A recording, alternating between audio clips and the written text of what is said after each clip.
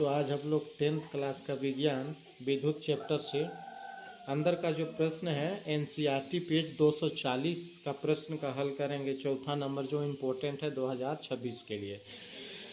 तो ये केवल इम्पोर्टेंट प्रश्न का ही हल कर रहे हैं। यहाँ पर देखेंगे 2 ओम 3 ओम तथा 6 ओम के 3 प्रतिरोधक को किस प्रकार संयोजित करेंगे कि संयोजन का कुल प्रतिरोध एक 4 ओम होगा और दूसरा 1 ओम। कह रहा है प्रश्न कि यहाँ पर 3 प्रतिरोध दिया गया है R1 R2 और R3। अभी तीनों को किस प्रकार हम जोड़ दें कि जोड़ने पर कुल प्रतिरोध पहला 4 ओम होगा और दूसरा 1 ओम होगा। तो हमको पहले 4 ओम प्राप्त करने के लिए 4 ओम प्राप्त करने के लिए 4 ओम प्राप्त करने के लिए R2 तथा R3 को पार्श्व क्रम में जोड़ेंगे। पार्श्व क्रम में जोड़ेंगे तथा प्राप्त प्रतिरोधक को R1 से श्रेणी क्रम में जोड़ेंगे। तो यहाँ पर थोड़ा सा हम लोग देखेंगे R1 कितना दिया गया है। R1 2 ओम है, R2 3 ओम है, R3 कितना है 6 ओम है। तो इस तरह से दिया गया है। तो देखेंगे 1/RP निकालने के लिए प्रतिरोधक निकालेंगे 1/R2 प्लस 1/R3। चूँकि R2 और R3 को हम पार्श्व क्रम में जोड़ेंगे तो 1/RP इक्वल टू 1/R2 कितना है 3 ओम प्लस यहाँ 1/6 ओम। अभी 3 और 6 का एलसीएम ले लेते हैं, कितना हो जाएगा 6 हो जाएगा। 6 को 3 से भाग देंगे, 3 दूना 6, 2 आया 2 एका 2 प्लस 6 को 6 से एक बार 1 एका 1। तो यहाँ पर हम लोग जोड़ देंगे 2 और 1 3/6। तो 3 एका 3, 3 दूना 6।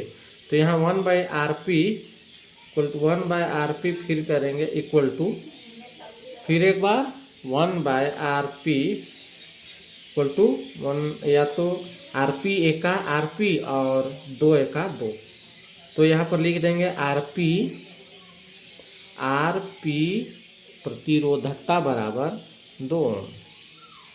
और हम बोले थे यहाँ पर R1 को किस क्रम में जोड़ेंगे श्रेणी क्रम में, जो प्राप्त प्रतिरोध है उससे।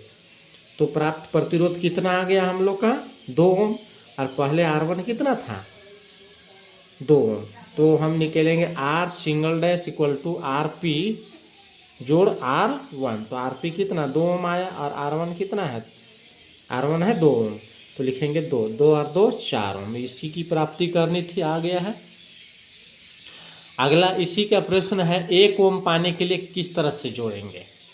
दूसरा प्रश्न है इसी का 1 ओम पाने के लिए किस तरह से जोड़ा जाएगा।